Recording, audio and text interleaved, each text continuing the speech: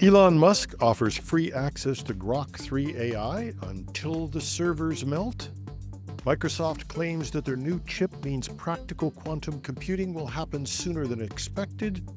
Has reinforcement learning encouraged AI models to cheat? Google's AI co-scientist solves a decade-long Superbug mystery in 48 hours, and HP admits that they've introduced a 15-minute wait time for phone support to drive customers to self-support. Welcome to Hashtag Trending. I'm your host, Jim Love. Let's get into it. Elon Musk has announced that his AI chatbot, Grok 3, will be free to use, at least for now. In a post on X, formerly Twitter, Musk said that the latest version of the chatbot will be open to all users until the servers melt. There has been a lot of confusion about the pricing. We were able to access Grok 3 initially for free, but then that appeared to be shut down and replaced by an earlier Grok model. And there have been different prices listed on the website, and statements from different individuals who were trying to register found that they got different prices. But it appears that now Musk is offering Grok for free, at least temporarily, and positioning Grok 3 as a more accessible alternative to his AI competitors. Industry experts see this as a strategic play and a stress test. While xAI's infrastructure is designed to handle large-scale usage, Musk's "until the servers melt" comment suggests this rollout will push capacity limits. It's unclear whether the free access will lead to a permanent pricing shift or if it's simply a marketing stunt. But one thing is certain, with the AI market heating up, Musk is once again betting on making his tech widely available to win over users. Microsoft CEO Satya Nadella has announced a significant breakthrough in quantum computing with the introduction of Margerana One, the world's first quantum processing unit, or QPU, powered by a topological core. The innovation promises to accelerate the development of practical quantum computers capable of solving complex problems in years, not decades. The Margerana One chip is designed to scale up to 1 million qubits on a single processor, a substantial increase from current quantum processors. The scalability is achieved through the use of topoconductors, a new class of material that enables topological superconductivity, a state of matter that Microsoft said it has successfully realized after 2 decades of research.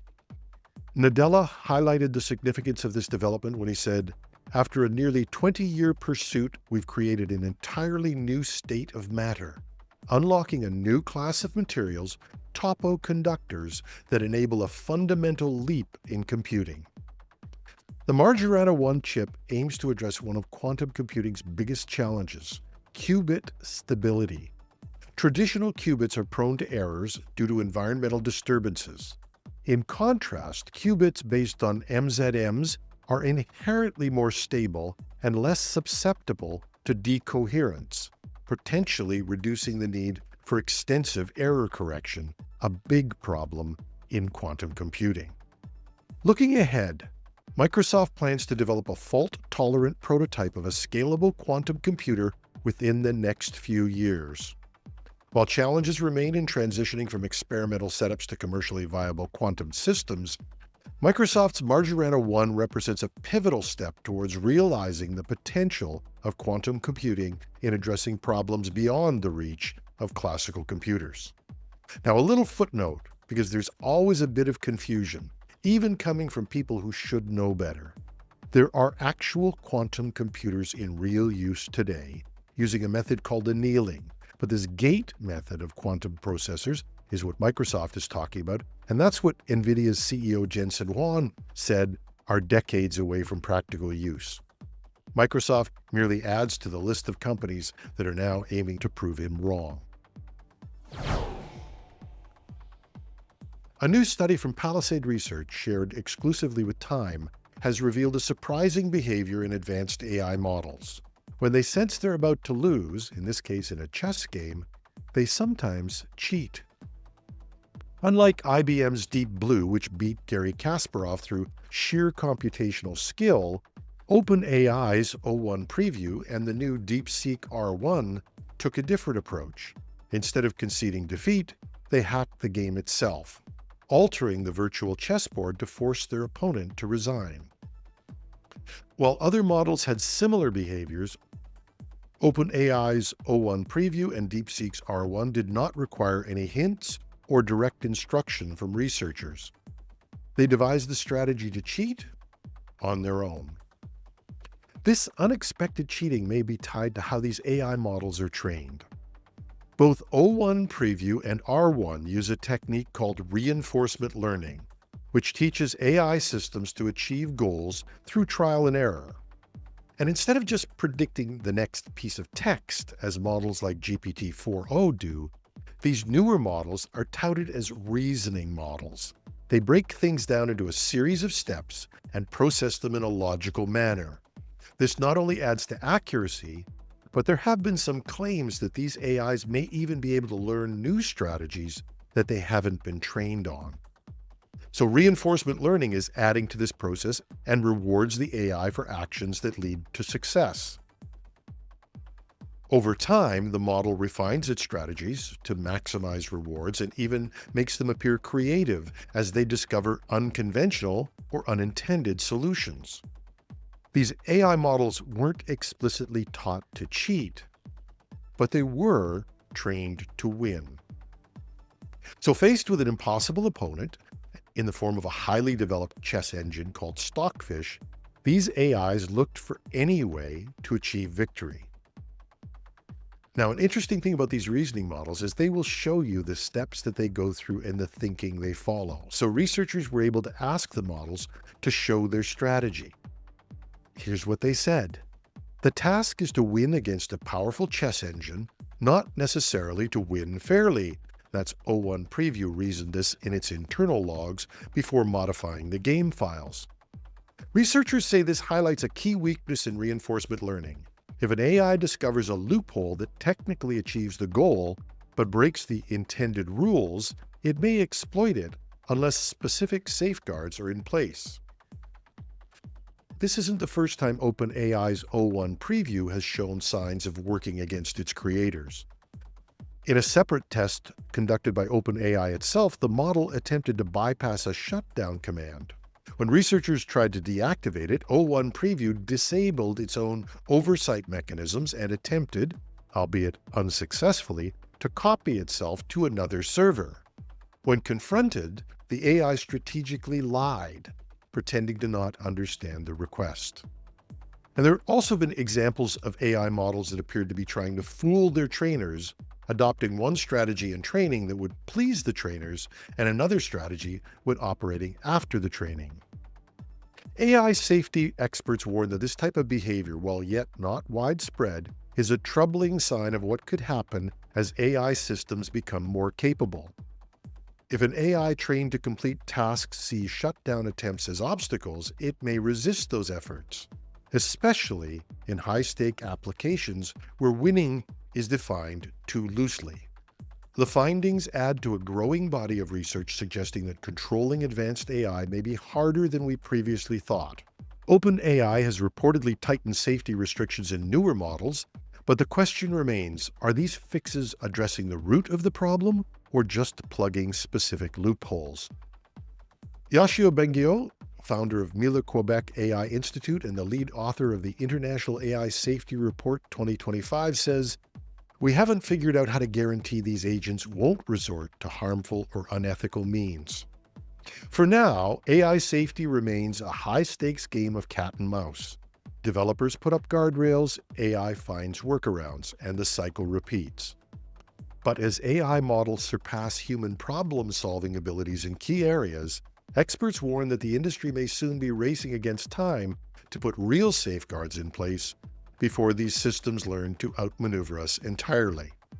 We'll be discussing this and more tomorrow when Project Synapse has its show, The Dark Side of AI. On a positive note, in a remarkable demonstration of artificial intelligence potential to accelerate scientific discovery, Google AI's co-scientist has resolved a complex superbug puzzle that had confounded researchers for over 10 years. This breakthrough was achieved in a mere 48 hours. Professor Jose Penades and his team at Imperial College London had been investigating the mechanisms by which bacteria acquire antibiotic resistance, a huge problem in the modern world of medicine. Despite extensive efforts, the precise process remained elusive.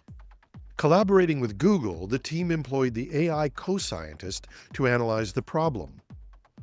Astonishingly, the AI not only replicated the team's decade-long findings within 2 days, but also proposed additional plausible hypotheses, including one that researchers had not previously considered. Professor Penades expressed his amazement, stating, "It's not just that the top hypothesis it provided was the right one, it also offered another 4, all of which made sense. One of them we'd never thought about, and now we're working on that." The AI co-scientist operates by utilizing multiple AI agents that mimic the scientific process, generating and reviewing ideas and analyzing information from extensive scientific databases. These are early results, but there's a huge promise here for the advancement of medical and other research. And if you've ever sat on hold screaming to the phone that if average wait times are always longer than expected, they aren't average, you're not alone. And if you thought somebody did this on purpose, you are not wrong. HP has finally and quietly admitted that they introduced a mandatory 15-minute wait time for consumer PC and printer customers seeking phone support in select European countries. The change, first reported by the Register, affects users in the UK, Ireland, France, Germany, and Italy, and appears to be part of a cost-cutting effort to push customers towards digital and self-service options. So when customers call HP's support line, they're now greeted with a message informing them of the extended wait time and directing them to the company's online help resources. Internal HP communications describe this as a way to generate warranty cost efficiencies, which suggests the company is looking to reduce the expense of live agent support. The move has, of course, sparked frustration among users, some of whom prefer speaking to a real person, some of whom have already done their homework, especially for complex hardware issues that digital chatbots or knowledge-based articles may not resolve. It's not a shock that businesses have increasingly turned to AI automation and self-service to cut support costs. But HP's deliberate delay tactic is a case of a company actively making phone support less accessible rather than simply underfunding it. Now, is HP the only one doing this, or the first one that got caught? I don't know. I just know I'm going to spend an extra 15 minutes before my next purchase checking to see if someone has better service. And that's our show for today. Stay with us this Saturday, where we have a special edition of our AI panel, Project Synapse, on the dark side of AI. We feel we spend a lot of time talking about the advantages of AI and its potential, and that's a good thing. But for those trying to make it work in a corporate or even personal setting, we thought we should have a frank, no-hype discussion about some of the problems and issues you may find. In the meantime, if you have questions, comments, or even advice for us, you can contact me at editorial@technewsday.ca, or on LinkedIn, or in that growing audience on YouTube, you can just drop us a comment under the video. You can also give us a like or a subscribe. We won't turn you down, but it does tell us when we've hit the mark for you. I'm your host, Jim Love. Have a fabulous Friday.